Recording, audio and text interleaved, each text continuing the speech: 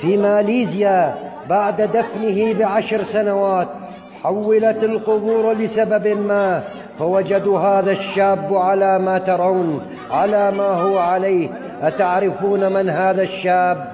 إن هذا الشاب من حفظة كتاب الله جل وعلا، من الذين لم تلهيهم الدنيا عن الآخرة، من الذين ذكروا الله كثيرا وذكروا الموت وحسبوا حسابا للقاء الله جل وعلا، من الذين كانوا قد تهيأوا للقاء الله جل وعلا.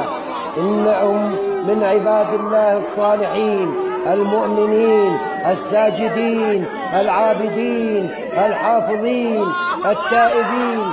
يا عباد الله اتعظوا يا عباد الله، أوصيكم بتقوى الله يا أحباب رسول الله، يا أحباب رسول الله صلى الله عليه وسلم.